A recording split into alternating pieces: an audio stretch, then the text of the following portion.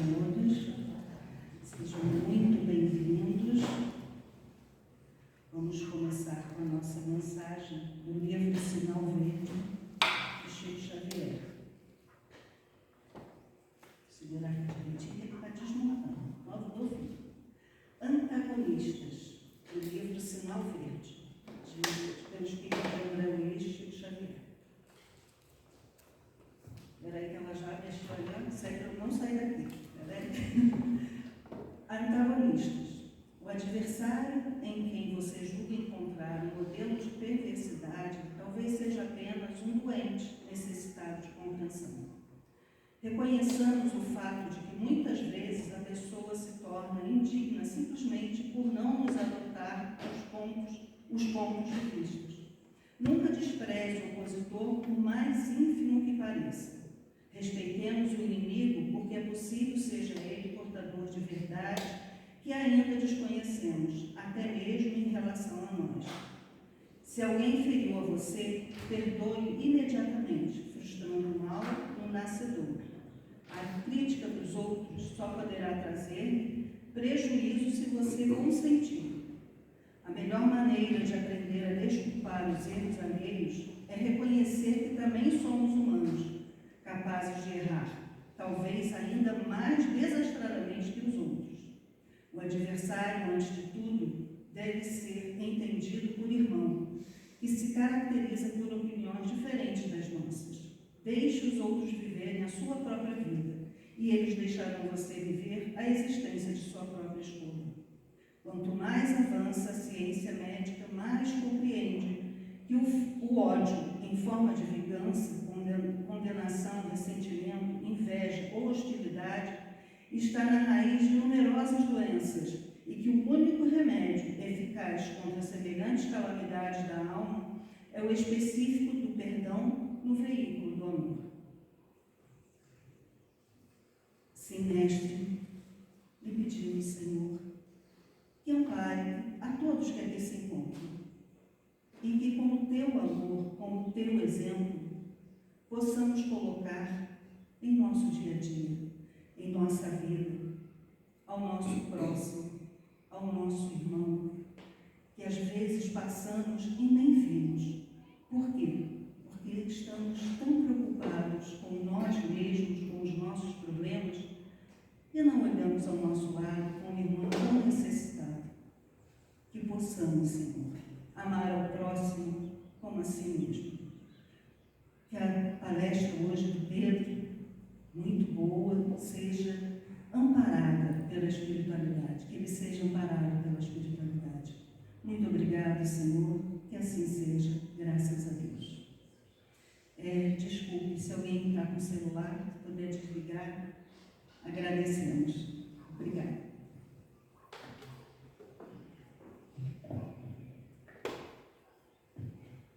Boa tarde a todos. O tema de hoje, obsessão espiritual e suicídio, é um tema assim muito abrangente, né? Tanto no tema obsessão espiritual como no tema suicídio, como em ambos, né? Então é um tema muito abrangente que provavelmente nós não vamos encerrar ele aqui, nós não vamos definir tudo aqui que é possível para a gente poder conhecer o tema numa forma geral, né? É um tema que pode ser observado por diversas vertentes, né? Tanto a vertente psicológica, psiquiátrica, ou também da medicina, do ponto de medicina, né? De uma forma geral. Mas nós vamos tentar aqui hoje passar o ponto de vista, né, da doutrina espírita. O que a doutrina espírita traz de entendimento para a gente sobre a obsessão espiritual, sobre o suicídio, e nós vamos alinhavando aqui um pouquinho de um pouquinho do outro. Lá no final a gente vai tentar entender como que um pode prejudicar o outro ou levar a outro, né? Uma condição pode levar a outra. Então, nós vamos dar início aqui com essa questão: influência oculta dos espíritos em nossos pensamentos e atos, né? Para nós que estamos na doutrina espírita, isso daqui não é muito novidade, né? Porque a gente, a comunicação entre os espíritos, né, com o mundo terreno, é uma coisa que a doutrina espírita enxerga bem naturalmente, né? Tanto que Kardec, no livro dos Espíritos, fez esse questionamento, né? Se os espíritos influem em nossos pensamentos e em nossos atos, né? Nós aqui provavelmente estamos aqui com algumas pessoas, né? Mas certamente a plateia, né? Aqui onde nós estamos, tem muitos espíritos aqui desencarnados, né? Que estão provavelmente buscando um aprendizado, buscando um entendimento, né? Para a sua vida atual. E aí Kardec pergunta nessa questão 459 essa condição. E a resposta dos espíritos superiores é o seguinte: ó, muito mais do que imaginais. Influem a tal ponto que de ordinário são eles que vos dirigem. Então, só para que a gente possa entender a intensidade, né, que os espíritos desencarnados têm nas nossas ações, nos nossos pensamentos, nas nossas atitudes, enfim, no que a gente pode imaginar, né? Então, vamos guardar essa questão aqui. Na Revista Espírita, que era um periódico escrito por Kardec também, é a Revista Espírita de 1858, tem um caso muito interessante que é do Sr. F., que diz que é um jovem muito instruído, né, com educação esmerada, o caráter suave e benevolente, que ele passa por um processo de obsessão espiritual. No caso dele, a gente depois vai ter oportunidade de ver, o caso dele era um caso de fascinação. Tá? Nós vamos ter a oportunidade de ver que a obsessão espiritual ela se divide, ela se fraciona em 3 condições diferentes. E o caso dele era uma questão de fascinação. E que só chegou ao fim com a ajuda dos bons espíritos. Ou seja, ele estava sendo influenciado, né, como Kardec, a resposta que Kardec recebeu no questionamento dele, né, por espíritos que estavam fazendo algum mal a ele, né? E ele recebeu uma inspiração do seu pai, já em espírito também, e que procurou Kardec, como está mostrando aí, né? E procurou, dentro das condições dele, seguir os conselhos que esses bons espíritos estavam passando para ele, né? O que esses espíritos recomendaram? Que ele se entregasse a um trabalho rude, que não lhe deixasse tempo para ouvir as sugestões mais, né? E ele seguiu esse processo, esse tratamento, vamos dizer assim. E, no final do tratamento, o espírito que atuava sobre ele, né, que estava influenciando ele diretamente, um espírito, como Kardec coloca, ignorante, né, nesse sentido, ele se identificou com o nome de François de Loire e acabou confessando-se que ele estava vencido, porque o rapaz se entregou realmente ao trabalho, como foi orientado pelos espíritos, e o próprio espírito, entendendo que já tinha sido vencido na sua tarefa, vamos dizer assim, de atrapalhar a vida desse jovem, ele exprimiu o desejo de progredir. Então, esse é um exemplo. A Revista Espírita tem N exemplos, né? Quem se interessa em buscar esse conhecimento, na Revista Espírita tem muitos conhecimentos sobre isso. E aí vem o comentário de Kardec, né? Só para a gente começar a entender um pouquinho. Olha só, os espíritos exercem sobre os homens uma influência salutar ou perniciosa, ou seja, temos a presença ao nosso lado dos bons e dos maus espíritos. E não é preciso para isso ser médium. Médium, quando é colocado aqui, é um médium ostensivo, né? Um médium que está sempre trabalhando numa reunião mediúnica, como psicofônico, como psicógrafo, enfim, né? Mas se a gente for levar em conta que todos nós, pelos ensinamentos da doutrina, somos médios, então os espíritos exercem essa influência sobre nós, não necessariamente só no médium ostensivo. Não havendo a faculdade, no caso a ostensividade, né, eles agem de 1001 maneiras. A influência dos espíritos sobre nós é constante e todos acham-se expostos a ela, quer acreditem ou não. Né? Independente de estarmos dentro da doutrina espírita ou de uma outra religião, seja ela qual for, nós vamos receber a influência dos espíritos sim. Tá? 3/4 partes de nossas ações mais e de nossos maus pensamentos são frutos dessa sugestão oculta. Então a gente começa a entender também que nós temos que vigiar o nosso pensamento, porque muitas vezes vamos ser influenciados. Não há outro critério senão o bom senso para discernir o valor dos espíritos. Qualquer fórmula dada para esse fim pelos próprios espíritos é absurda e não pode emanar dos espíritos superiores. Ou seja, os espíritos superiores podem nos intuir, mas eles não podem controlar os nossos pensamentos. Isso é uma obrigação nossa, né? É uma questão que depende de nós. Nós é que temos que nos policiar com os nossos pensamentos para que a gente possa seguir um caminho voltado para o bem. E os espíritos inferiores receiam os que lhes analisam as palavras, desmascaram-lhes as torpezas e não se deixam prender por seus sofismas, ou seja, seus argumentos. Né? Então, a gente percebe, e Kardec colocou aqui, que eu até destaquei aqui em vermelho, a influência espiritual só se concretiza em virtude da sintonia que se estabelece entre nós e os espíritos. Então, mais uma vez, Kardec deixa claro isso para a gente, né? Que depende muito de como nós vamos agir diante dessa influência espiritual. Porque influência espiritual a gente tem toda hora, todo dia, a qualquer momento. Mas como nós vamos agir? Como nós vamos nos comportar através dessa influência espiritual? Então é muito interessante a gente observar isso, porque muitas vezes tem pensamentos que vêm à nossa mente que não são nossos. Por quê? Porque nós nos conhecemos, nós sabemos quem nós somos, né, de uma certa forma.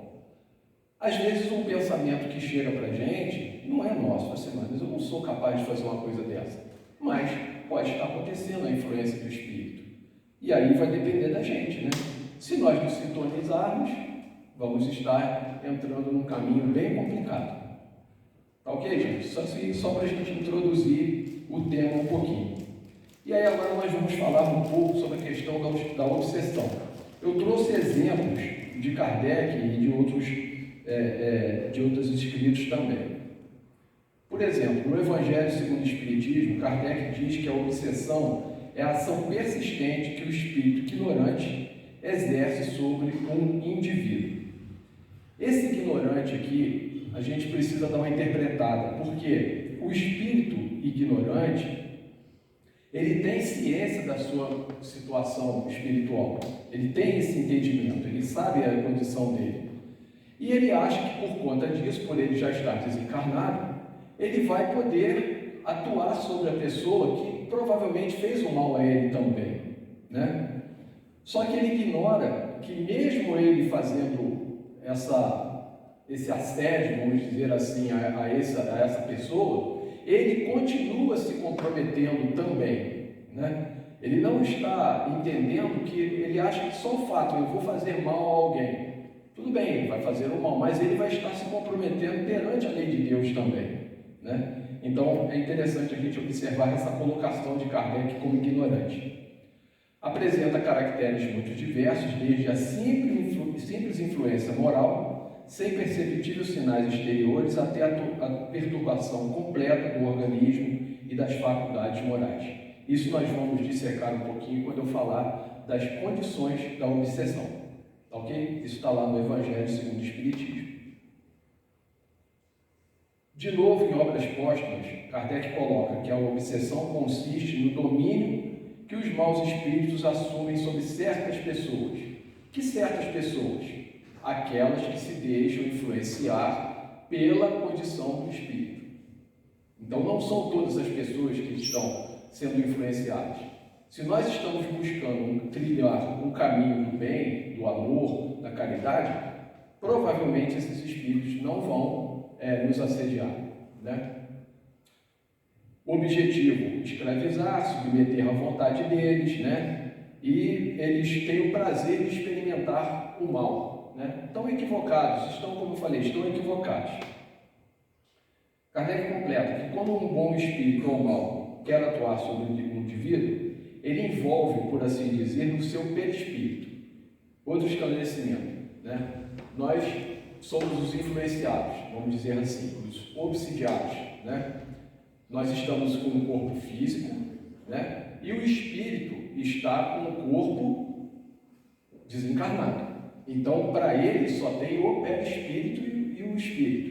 Nós temos o corpo físico, o perispírito e o espírito. Então, quando tanto o espírito bom quanto o espírito mau, como Kardec coloca, nos influenciam, eles nos influenciam através do perispírito, do nosso perispírito para o perispírito do espírito, ok? Então é interessante a gente observar isso. E ele diz, é como se for um manto, interpenetrando-se os fluidos, os pensamentos e as vontades dos dois se confundem, e o espírito então se serve do corpo do indivíduo como se fosse seu, fazendo-o agir à vontade, falar, escrever, desenhar, né? Quais os méritos.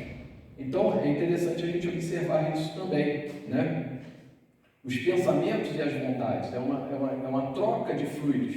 Quando nós nos aproximamos desses pensamentos dos espíritos, digamos, ignorantes, nós estamos abrindo uma porta para que eles entrem e nos influenciem. Por quê? Porque muitas das vezes, ou praticamente sempre, eles conhecem as nossas fraquezas. Eles sabem onde nós temos os nossos calcanhares de Aquiles. Ok? Isso está lá em Obras Póstumas. No livro dos Médiuns, falando sobre obsessão, tá, gente? Trata-se do domínio que alguns espíritos podem adquirir sobre certas pessoas. São sempre os espíritos inferiores que procuram dominar, lógico, porque os bons não vão fazer isso com a gente, muito pelo contrário, eles vão trazer boas mensagens, bons entendimentos para todos nós. Os maus, ao contrário, agarram-se ao que conseguem se prender. Quando chegam a dominar alguém, identificam-se com o espírito da vítima e a conduzem, como faz uma criança. Então, mais uma vez, olha a importância de nós termos e estarmos sempre cuidadosos com os nossos pensamentos. No livro Bastidores da Obsessão, Manuel Filomeno de Miranda, através da psicografia de Divaldo, diz o seguinte, ó, a obsessão, sob qualquer modalidade que se apresente, é enfermidade de longo curso. Ou seja, a pessoa que se encontra num processo obsessivo, né, ela vai ter um pouquinho de trabalho para poder sair dele, né? E ele diz, ó, exige terapia especializada, de segura aplicação e de resultados que não se fazem sentir apressadamente. Ou seja, nós, numa situação dessa, vamos ter que ter muita paciência, muita tranquilidade, né? Sermos firmes nos nossos propósitos, porque senão nós não vamos conseguir sair desse processo. Como se fala, a transmissão mental de cérebro a cérebro, a obsessão é síndrome alarmante, que denuncia enfermidade grave de erradicação difícil. Nesse livro, Reencontro da Vida, também Manuel Filomeno de Miranda, através de Divaldo, as obsessões podem conduzir à loucura, à idiotia, e estas, por sua vez, serão ampliadas por influências espirituais perniciosas, que são realizadas pelos adversários do enfermo. E aí que entram, se utilizam da incapacidade de autodefesa para os esforços infelizes. Então a gente vai entendendo, né, que não é uma situação simples, né? Por quê? Porque é uma condição, como a gente viu aqui, de perispírito, né? Vai depender da gente muito esforço para sair de uma situação dessa, né? E na Gênese diz o seguinte, ó, que os maus espíritos estão por toda a terra, né? Em consequência da inferioridade moral dos seus habitantes. Somos ainda um planeta, né, com condições morais ainda bem duvidosas, né? Por isso, esses espíritos se agregam aqui. Provavelmente, num planeta mais evoluído, esses espíritos não vão procurar essa condição de obsidiar alguém, né? A obsessão, que é um dos efeitos de semelhante ação, como as enfermidades e todas as atribulações da vida, deve, pois, ser considerada como provação ou expiação e aceita como esse caráter, como é a condição do planeta, um planeta de provas e expiações. Então, estamos suscetíveis a essa situação de obsessão.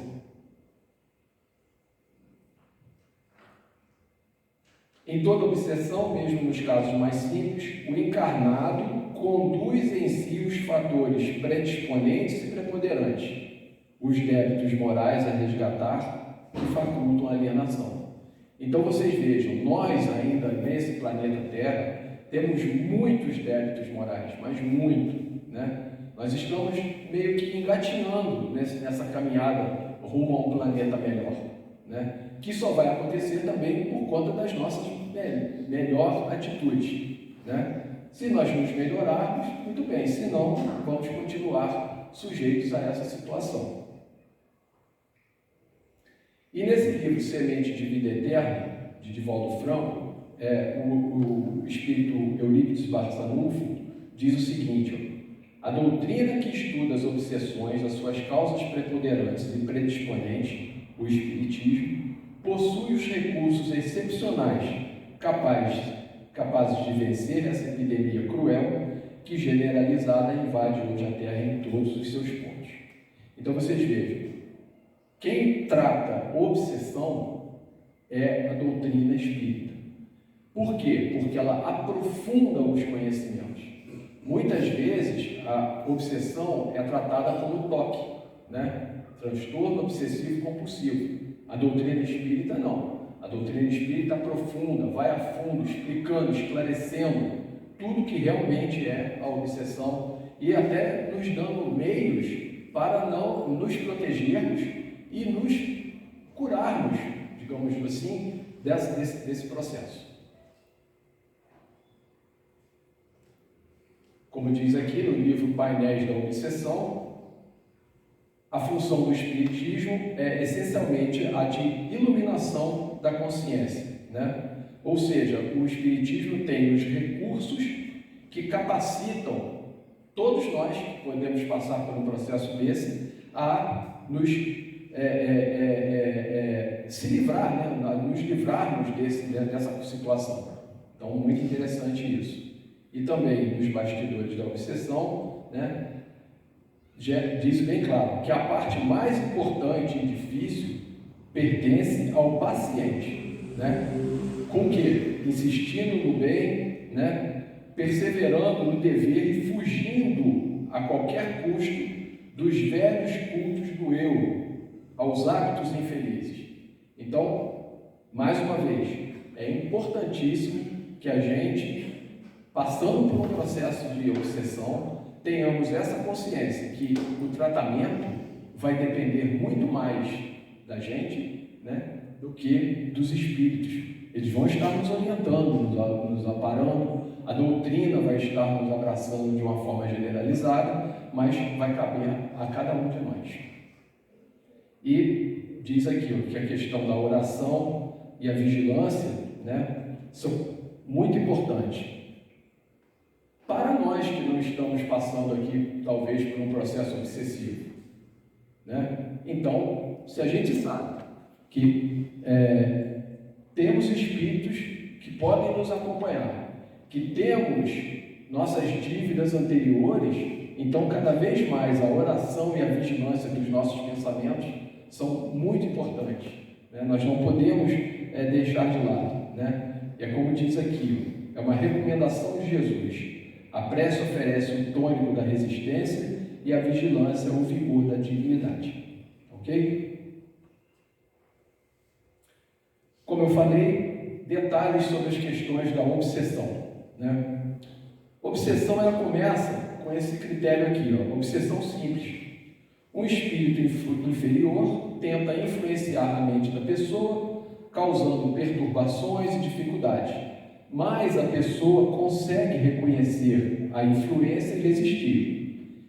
É como um importuno persistente, mas a pessoa não está completamente dominada. Então essa é a obsessão simples, tá? Numa outra etapa, num outro degrau, se a pessoa não consegue se desvencilhar dessa obsessão simples, ela entra num processo de fascinação, que foi o processo daquele jovem que está lá na Revista Espírita. O espírito usa ilusões e ideias falsas para distorcer o julgamento da pessoa, fazendo-a acreditar em mentiras e agir de forma incoerente, né? A pessoa pode tornar-se dependente do espírito que a controla através da mente, tá? Então, muita atenção para esse ponto de vista. E a subjugação, né? É a última etapa, né?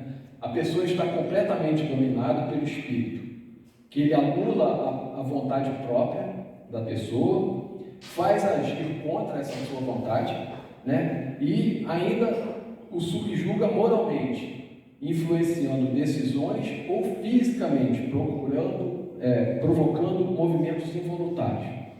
Na Revista Espírita tem casos que as pessoas estão tão subjugadas que chegam a ter atitudes ridículas em público, né? Isso é o ápice, vamos supor, assim, da obsessão. A pessoa não se controla mais, ela não tem mais condições, ela está entregue à situação de obsessão de um espírito, ok? Então isso aqui eu trouxe para a gente poder só clarear um pouquinho esse tema, né? O tema é muito mais abrangente, como eu falei, a gente não vai conseguir fazer tudo aqui em uma hora, mas a gente vai trazendo aqui para vocês. Agora nós vamos falar um pouco sobre o suicídio, tá? Por que precisamos falar de suicídio, né? Existem muitas correntes de pensamento que dizem que não se deve falar sobre suicídio, porque a gente falando de suicídio, nós estamos, de uma certa forma, incentivando alguém a praticar. É exatamente o contrário. Nós precisamos falar. A doutrina espírita é uma doutrina esclarecedora. E é por isso que a gente precisa de falar de suicídio. Não pode apagar, esconder. Essa semana mesmo, dentro das minhas pesquisas, eu estava procurando lá como a gente poderia falar dele aqui da melhor maneira possível. E aí eu vi no Facebook, assim, tinha um texto lá que dizia assim, artistas que já morreram. Artista tal morreu disso, artista tal morreu daquilo, outro morreu daquilo. Quando a gente sabia que eram artistas que tinham desencarnado através do suicídio, não falava nada, não colocava, mostrava só a data, a idade e ficava por aí. Então a gente tem uma dificuldade de falar sobre suicídio, mas a gente precisa falar. Por quê? Porque o suicídio ainda é um tabu, né? Porque falar sobre suicídio e abordá-lo ainda é motivo de constrangimento para muitas pessoas. Sendo assim, ainda se trata de tabu na nossa sociedade. E realmente, se a gente for observar, até entre familiares, né, que passaram por essa questão, né, não se fala que a pessoa se suicidou, né? É difícil para as pessoas. A gente não se sente confortável, de uma certa forma, em falar da morte, né? Por quê? Porque expõe fraquezas, né? As pessoas, nós ainda temos essa situação de julgar, né? Infelizmente, nós ainda julgamos muitas pessoas, e principalmente quem comete um suicídio, né? Então, mas era uma pessoa que vivia tão bem, tinha tudo. Tem gente que não tem nada e vai enfrentar, aquele ali tinha tudo e acabou se suicidando. Isso não cabe a nós, né? Nós não temos que fazer isso, né? Mas a gente precisa, como está dizendo aqui, quebrar essa barreira da melhor maneira possível para poder ajudar, prevenir, né? Então a gente tem nas nossas mãos uma possibilidade de fazer com que as pessoas, e a doutrina espírita é muito séria nesse sentido, né? Que as pessoas possam entender o que vai ser o agravante deste ato para ele, para os familiares também, né? Então a gente precisa falar disso. E aí, eu trouxe vários dados aqui, né? Que a intenção de dar fim à própria vida é mais comum do que se imagina. A gente não tem noção, tá? Ó, o suicídio é um sério problema de saúde pública mundial, tá? 703 mil pessoas morrem por suicídio durante um ano. Petrópolis tem uma taxa de suicídio muito alta, tá? Só para vocês verem, esse ano eu tive conhecimento de 3 pessoas que se suicidaram, tá? Isso porque, como eu falei, não se fala sobre isso, né? Está entre as principais causas de morte, né? Morre-se mais pessoas do que quando atacadas pela malária, o HIV/AIDS, o câncer de mama, as guerras e os homicídios, né? Mais de uma em cada 100 mortes, ou seja, 1,3 no ano de 2019, os dados não estão atualizados, né? Foram resultados de suicídio. Mas em 2019 a gente teve a pandemia. Sim, mas isso daqui não é só por conta da pandemia, tá? E a discussão desse tema é essencial para a sua compreensão, planejamento, ações preventivas, enfim, né? Nós precisamos tocar nesse assunto, gostando, não gostando, mas é preciso que se fale sobre suicídio. Essa cartilha, eu encontrei ela no site da FEB, tá? É uma cartilha enorme. Eu procurei destacar alguns pontos dela que eu considerei interessantes para trazer aqui. E ela também divide o suicídio em 3 situações diferentes, tá? A primeira é o comportamento suicida, né? A pessoa tem um comportamento suicida. A maioria das pessoas que pensam em tirar a própria vida dá avisos e pistas de sua intenção. Devemos estar atentos a esses sinais na esfera do pensamento. Ou seja, olha só, a pessoa fala que não consegue encontrar um modo de viver, não tem planos para o futuro, né? Isso segundo a apostila, tá, gente? Isso aqui não são dados meus, eu pesquisei, né? A questão da ansiedade, da depressão, né? Quando às vezes a pessoa pronuncia uma frase, a vida não vale a pena, né? Eu não sirvo para nada, isso é como se considera um comportamento suicida, né? A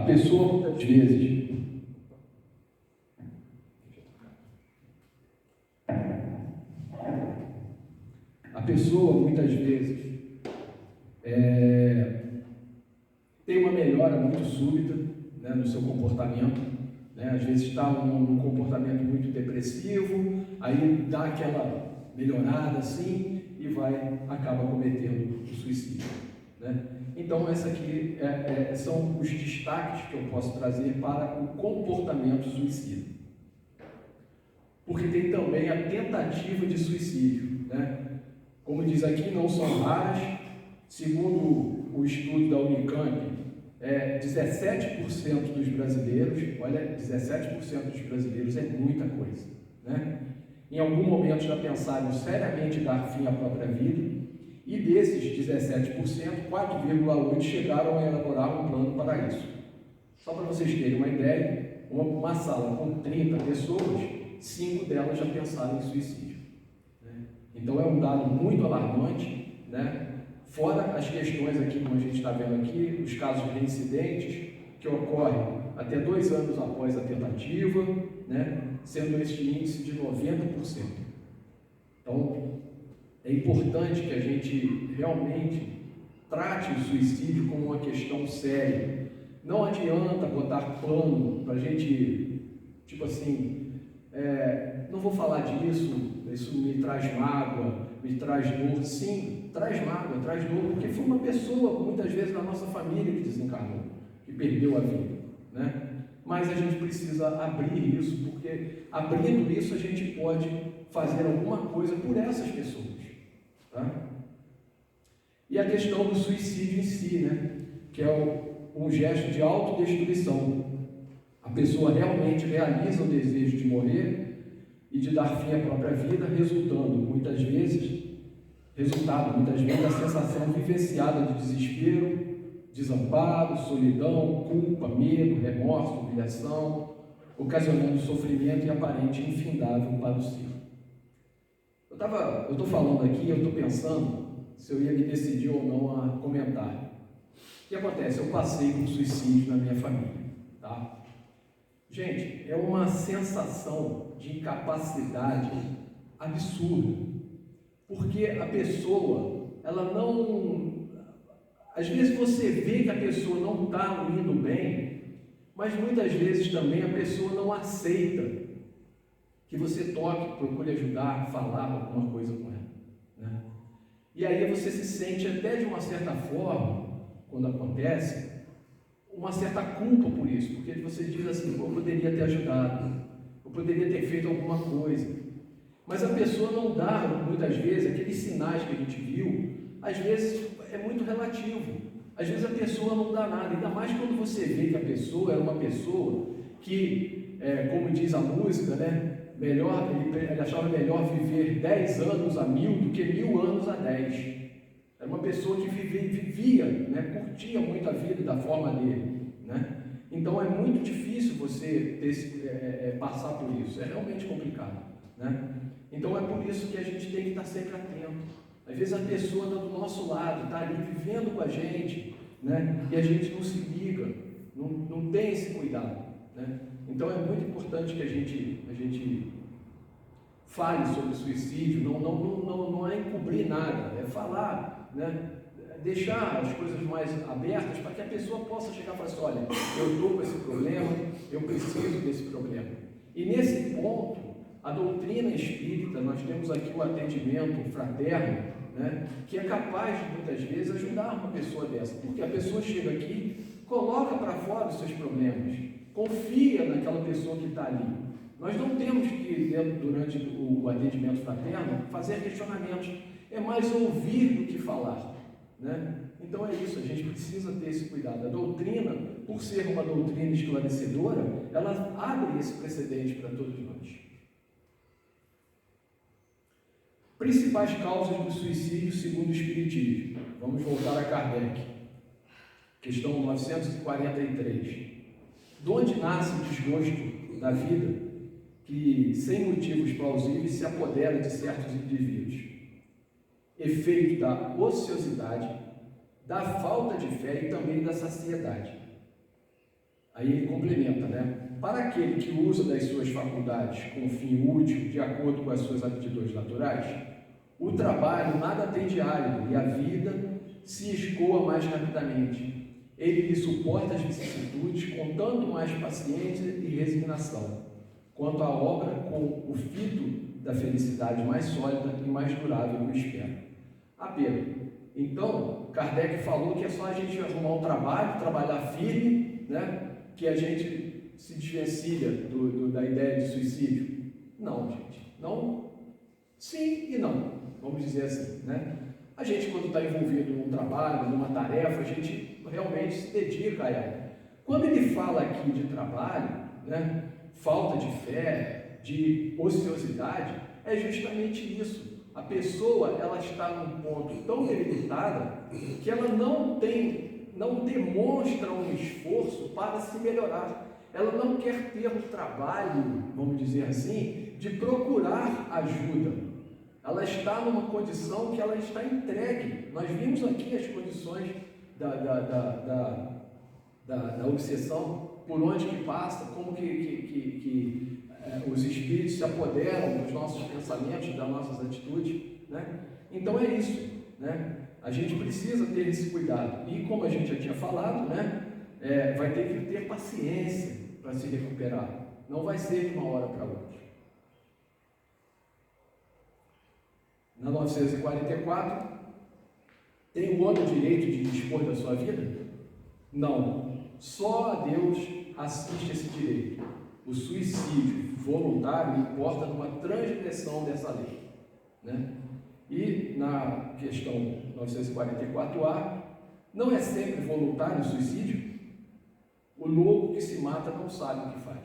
Ele não sabe mesmo, gente. A pessoa está ali numa situação tão complicada, né, por diversas razões que a gente pode enumerar aqui, cada um sabe de si, né? Mas a pessoa vai achar que com o suicídio ela resolve o problema dela, mas principalmente por quê? Porque não tem o conhecimento da vida após a morte, né? Não tem esse conhecimento. Nós, como os espíritas, já temos esse conhecimento, então nós sabemos que a vida não cessa só depois da morte, ela continua. O corpo físico, sim, né? E aí está lá no Evangelho, ó, que é a incredulidade, a simples dúvida sobre o futuro, as ideias materialistas, né? São as maiores incitantes ao suicídio e ocasionam essa covardia moral, ou seja, é aquela falta de vontade do trabalho, de correr atrás, de abrir o seu pensamento, né? De falar com as pessoas que estão passando por um processo sério, né? De dificuldade, né? E Kardec faz um alerta à questão da ciência, né? Que muitas vezes, apoiados na autoridade do conhecimento da ciência, né? Eles dizem que a vida é só essa aqui, que não tem nada após a morte, né? E que, no caso, eles estão levando as pessoas que são materialistas a deduzir que se a vida é só essa que tem aqui, então eu posso muito bem acabar com a minha vida, que não tem problema. Eu resolvo meus problemas, né? E está tudo certo. E não é bem assim, né? Então a ciência precisa aprofundar mais também esse conhecimento. Por isso que eu falei lá no começo, né? Obsessão e também a questão do suicídio pode ser avaliado por várias vertentes, mas o Espiritismo aprofunda, te dá um conhecimento maior e uma questão muito melhor ainda, que é a possibilidade de a gente raciocinar, né?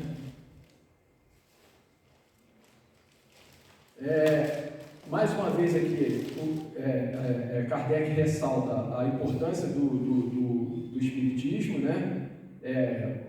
E apresenta, né?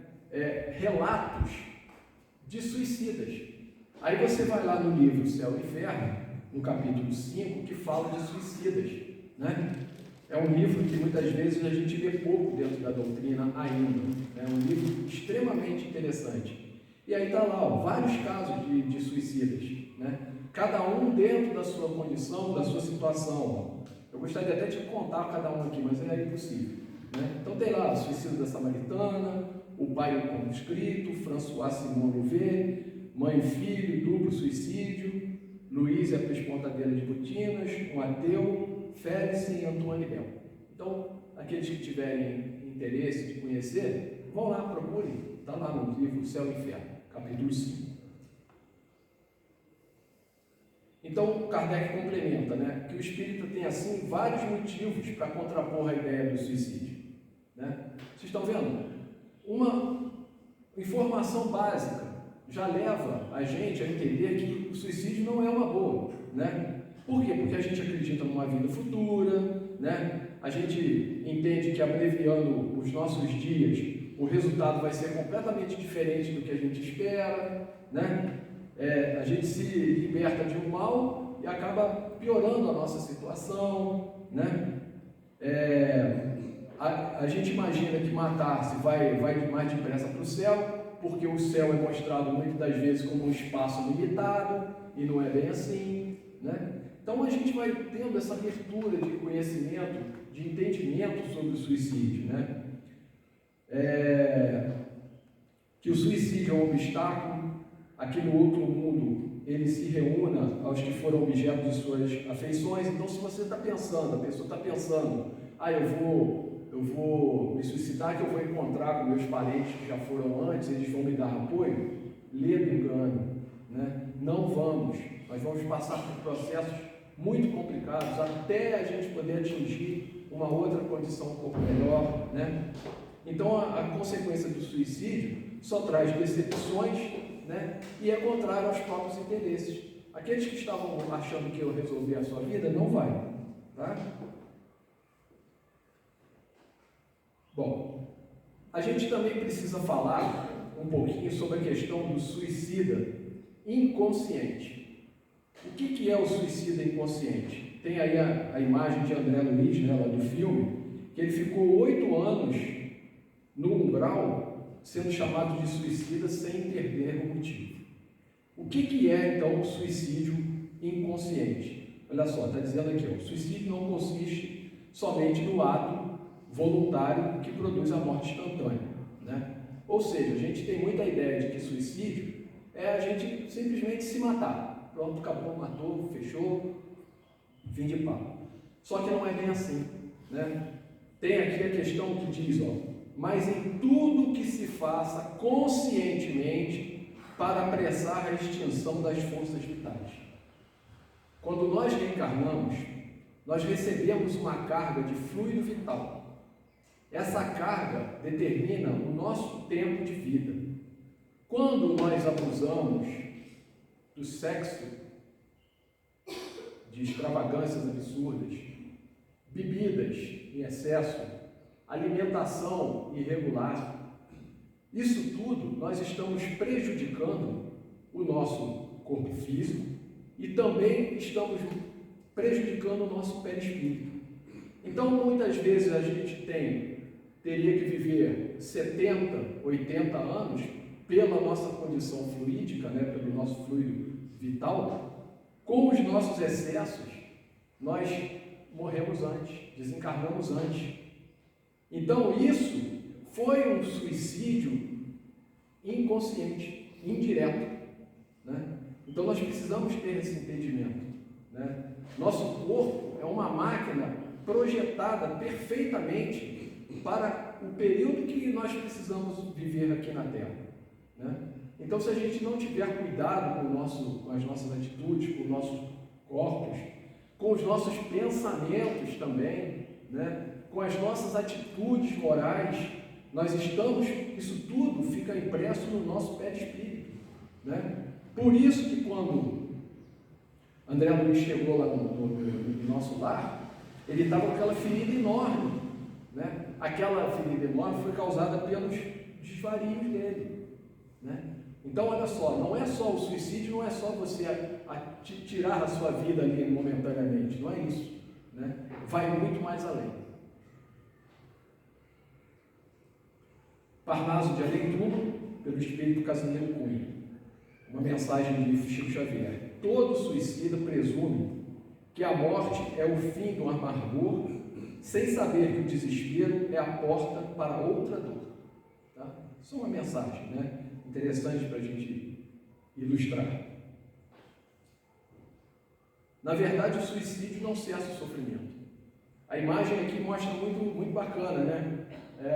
É só uma porta que você abriu, mas você está no mesmo ambiente que você estava. Continua a mesma coisa. Aqui está até muito tranquilo, né? Porque não é bem assim, né? Aqui está bem suave, né? Mas a situação a gente sabe que é um pouco pior, né? Então, imediatamente após o ato, os espíritos percebem que nada mudou e que as dores só aumentaram, né? Consequência do ato que a pessoa cometeu sem conhecimento, muitas das vezes, sem raciocínio, né? O suicídio não cessa o sofrimento.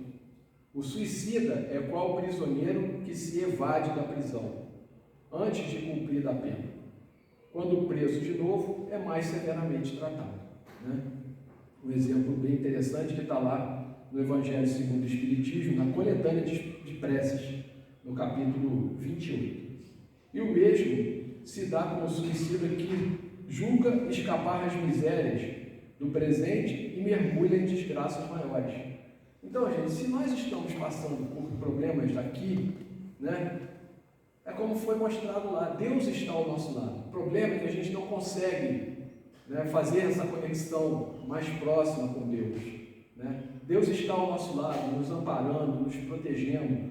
Como que a gente pode fazer isso? Através da prece, da resignação, né? Deus não seria injusto a ponto de virar e falar assim: Pedro, olha, você está ferrado comigo, né? Eu vou prejudicar você em todos os sentidos. Não, eu sou filho dele, eu trago uma essência divina dentro de mim, né? Então eu não posso, eu tenho que confiar nisso.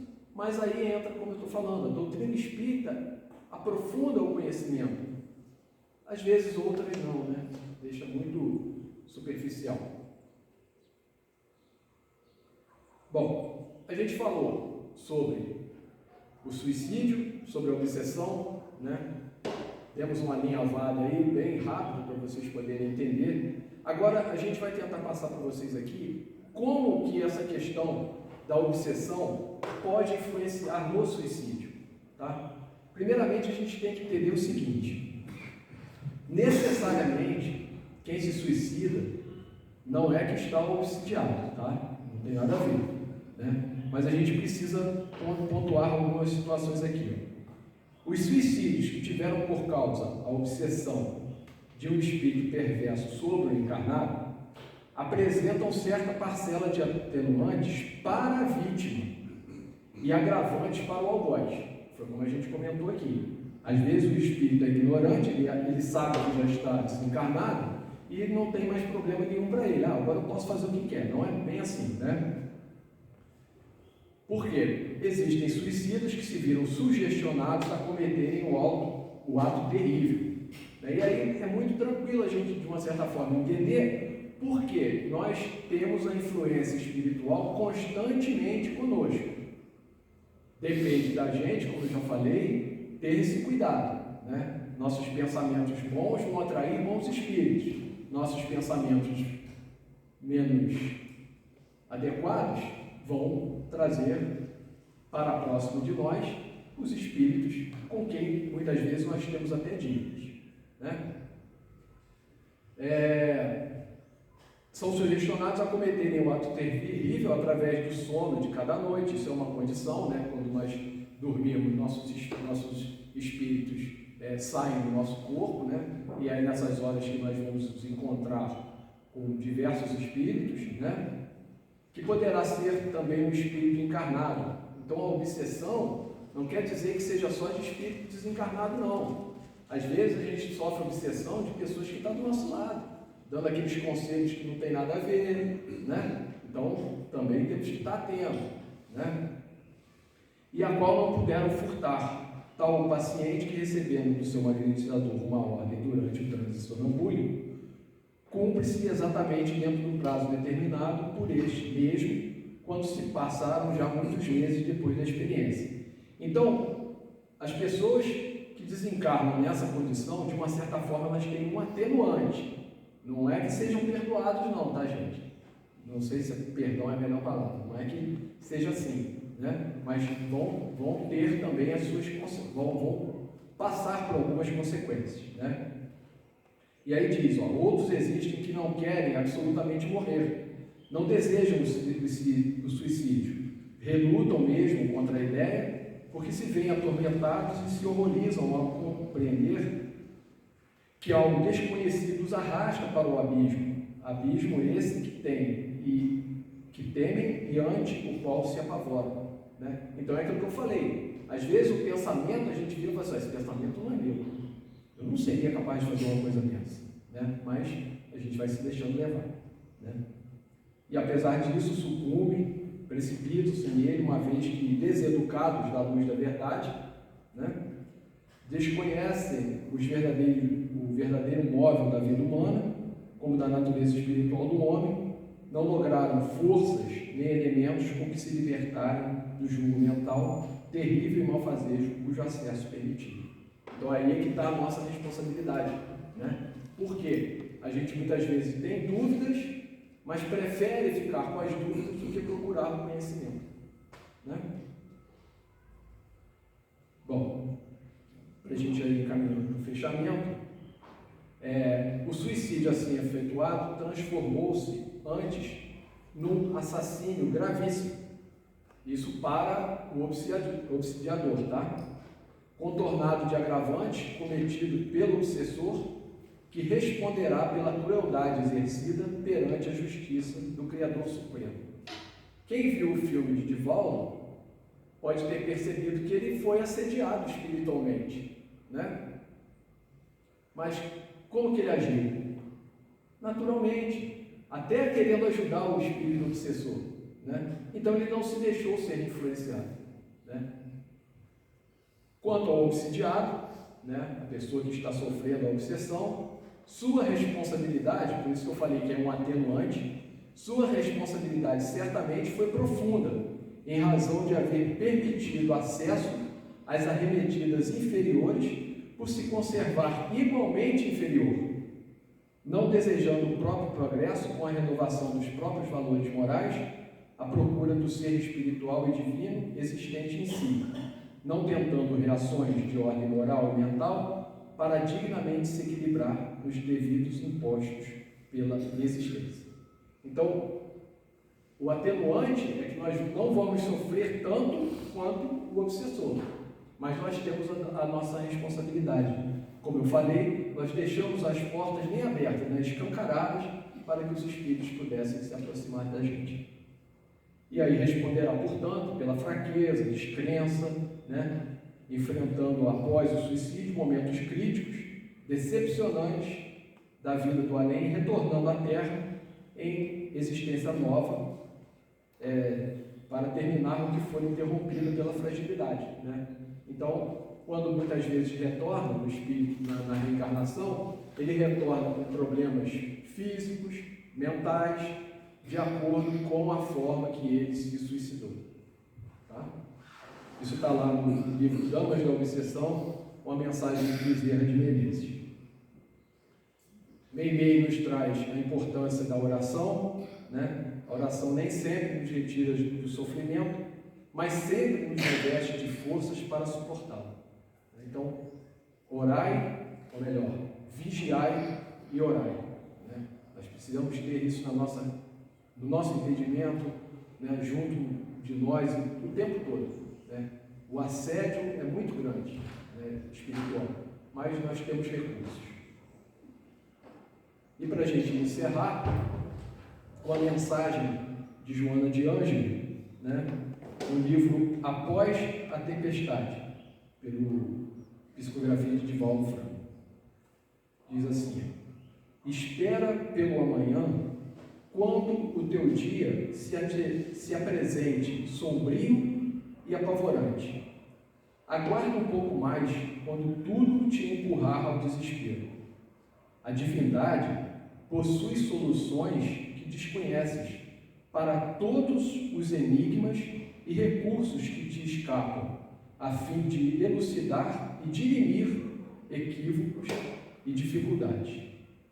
Ama a vida e vive com amor, embora constrangido muitas vezes à incompreensão sobre um clima de martírio e sobre um solo de carnes. Recupera hoje o desperdício de ontem, sem pensar jamais na atitude simplista do suicídio, que é a mais complexa e infeliz de todas as coisas que podem ocorrer no homem. Se te parecem insuportáveis as dores, lembra-te de Jesus. Na suprema humilhação da cruz, todavia confiando em Deus, e de Maria, sua mãe, em total angústia, fitando o filho traído, aparentemente abandonado, de alma também trespassada pela dor sem nome, por meio de cuja confiança integral se converteu em exemplo insuperável de resignação e paciência, na sua inquestionável fé em Deus, tornando-se a Mãe Santíssima de toda a humanidade. Gente, muito obrigado aí pela atenção de vocês, que a gente possa refletir, né, sobre esse assunto, sobre esses temas, né? Na verdade, são 2 temas separados que se tornaram praticamente 3. O tempo que foi corrido, né? Mas aprofundem seus conhecimentos, estudem, leiam, procurem entender para poder ajudar o próximo, que a gente nunca sabe o que pode acontecer. Ok? Muito obrigado, muita paz, bom retorno na casa de todos vocês. Muito obrigada, Pedro, pelos esclarecimentos de um tema tão importante, né? Orar e vigiar, ou vigiar e orar, como o Pedro falou, sempre.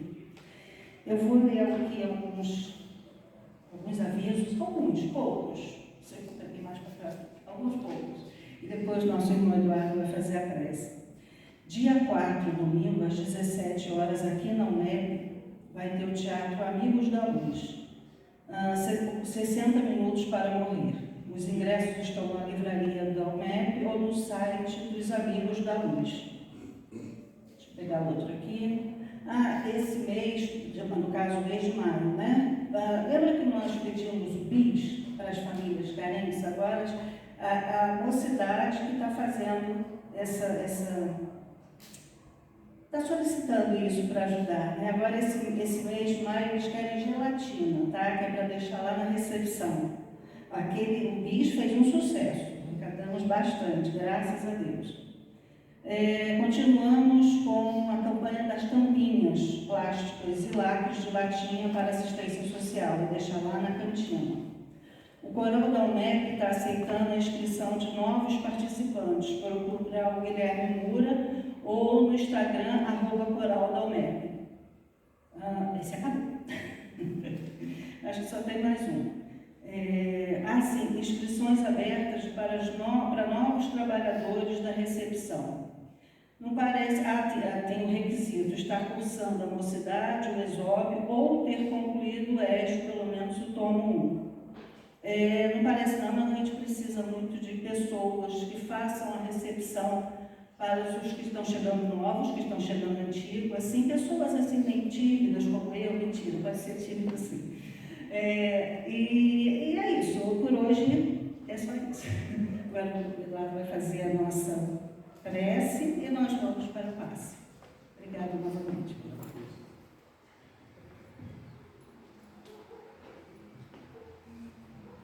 Senhor, nosso Pai, Deus de amor, sabedoria e justiça, Jesus de Nazaré, nosso irmão, mestre, amigo, pastor e guia, espíritos amigos e mentores desta casa, agradecemos a nova oportunidade que tivemos hoje de assistir a essa palestra, onde tivemos ensinamentos e esclarecimentos sobre a nossa doutrina.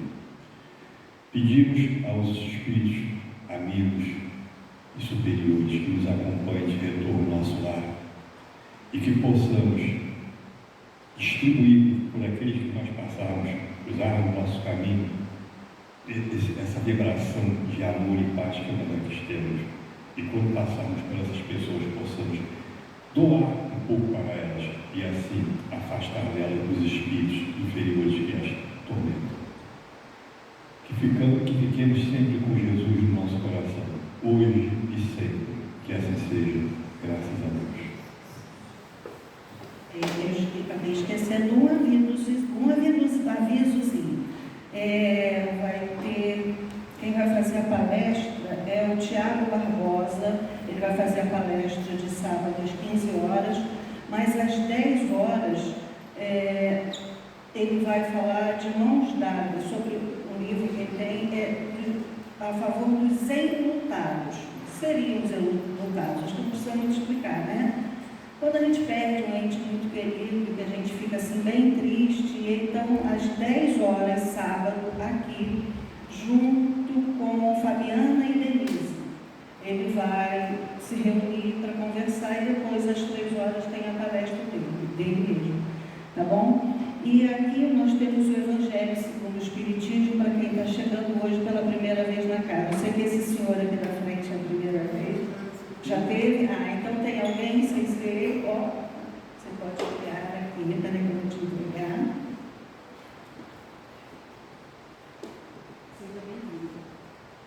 E é isso, vamos passar agora para o passe. Muito obrigada.